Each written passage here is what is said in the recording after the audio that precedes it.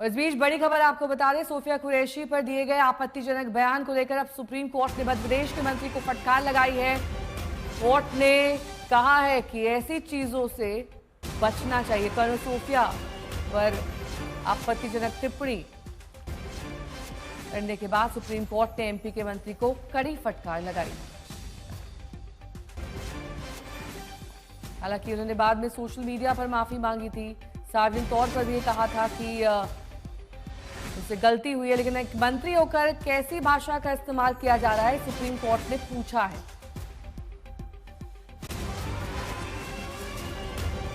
हालांकि बीजेपी ने इन मंत्री के बयान से पूरी तरह से पल्ला झाड़ लिया था, उसके बावजूद इन्हें माफी मांगनी पड़ी थी और सोशल मीडिया पर भी ये माफी मांगी गई। अब सुप्रीम कोर्ट तक मामला पहुंचने के बाद सुप्रीम कोर्ट ने कड़ी फटकार लगाई और पूछा है कि मंत्री होकर आप कैसी भाषा का इस्तेमाल कर रहे हैं।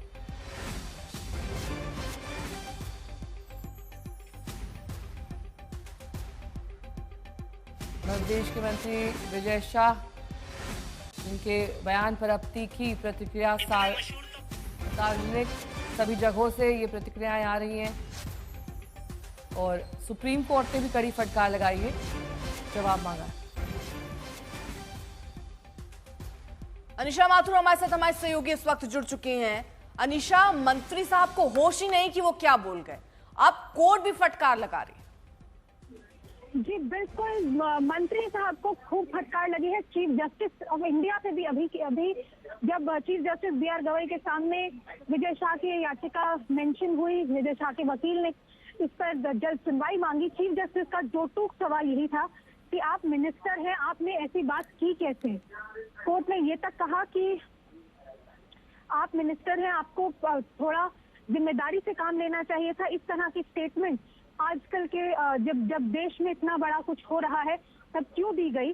जब देश में इस तरह की सिचुएशन है तो इस तरह की स्टेटमेंट जो है जिम्मेदार मिनिस्टर के से उम्मीद नहीं रखी जाती कि इस तरह की स्टेटमेंट दी जाएगी। अनिशा, आगे इसमें हो क्या सकता है? अगर जैसे फटकार लग गई, क्या कोई एक्शन भी हो सकता है कोर्ट की तरफ से कहा जाए, या सिर्फ फटकार लगेगी? क्या हो सकता है इस पूरे मामले में आगे? देखिए, साफ तौर पे देखिए मध्य प्रदेश हाई कोर्ट ने कल जो आदेश पारित किया था उसमें यह था कि एफआईआर हो, और एफआईआर क्योंकि हो गई है कल शाम को, तो इसमें विजय शाह को अरेस्ट भी किया जा सकता है, क्योंकि ये आरोप जो है काफी सीरियस है। लेकिन आज सुप्रीम कोर्ट के सामने जो विजय शाह के वकीलों ने कहा कि देखिए हमने माफी मांग ली है, पब्लिकली माफी मांग ली है, स्टेटमेंट भी जारी कर दिया, और हमारा इस तरह से किसी को आहत करने का या किसी के खिलाफ कुछ बोलने का कोई इंटेंशन नहीं था। तो अब सुप्रीम कोर्ट ने कल इस मैटर पर सुनवाई करने के लिए हामी भर दी है। इसका मतलब फिर ये हुआ कि अब आज जो मध्य प्रदेश की हाई कोर्ट में सुनवाई होनी थी, जिसमें मध्य प्रदेश हाई कोर्ट और भी आगे कुछ आदेश पारित कर सकती थी, अब हाई कोर्ट में कम से कम विजय शाह को आज कोई आदेश या फटकार का सामना शायद ना करना पड़े, क्योंकि अब कल सुप्रीम कोर्ट इस मुद्दे को सुनेगी। अब ये देखना होगा कि कल सुप्रीम कोर्ट इस मुद्दे पर क्या कहती है और आज हाई कोर्ट में आखिर आगे क्या होता है। क्योंकि ये आर्मी से जुड़ा मामला है, क्या कोर्ट सार्वजनिक माफी या फिर लिखित माफी सोफिया कुरैशी को इस तरह से कोई आदेश पारित कर सकती है? क्या होता है अमूमन इस तरह के मामलों में?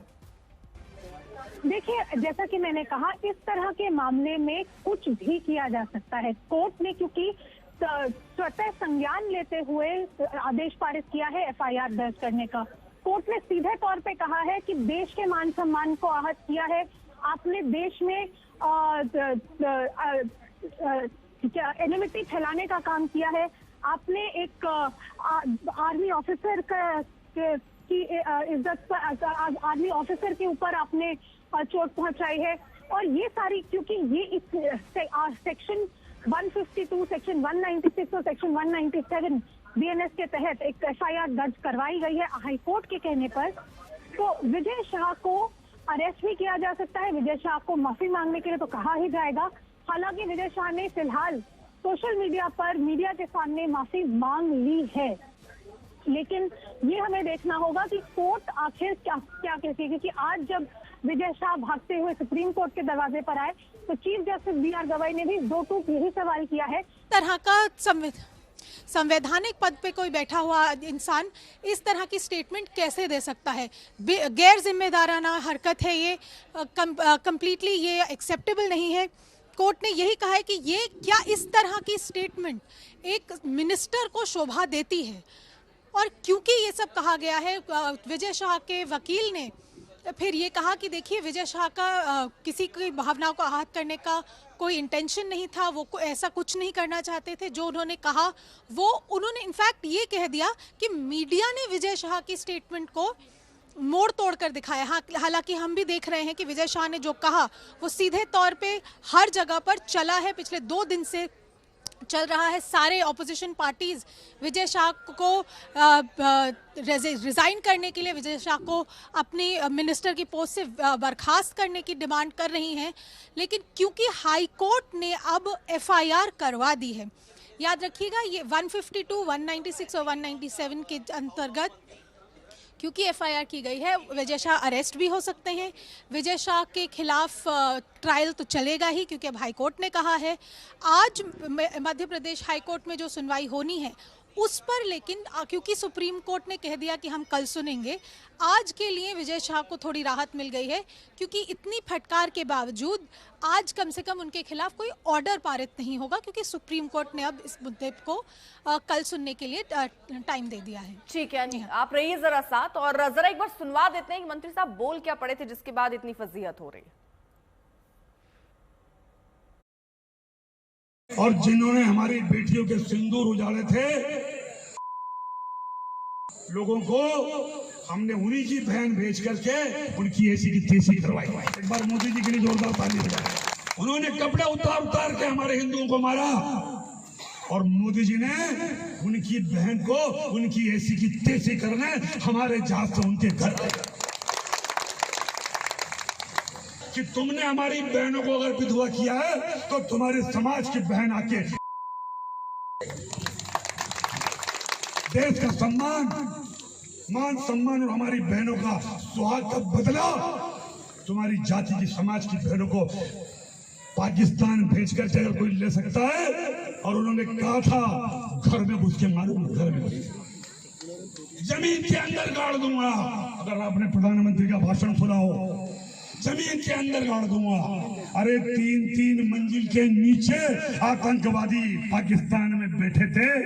बड़े बम से पहले ऊपर का छत उड़ाया, फिर बीच की छत उड़ाई और अंदर जाके उनके परिवार की ऐसी की तैसी। ये सिर्फ 56 इंच का सीने वाला है।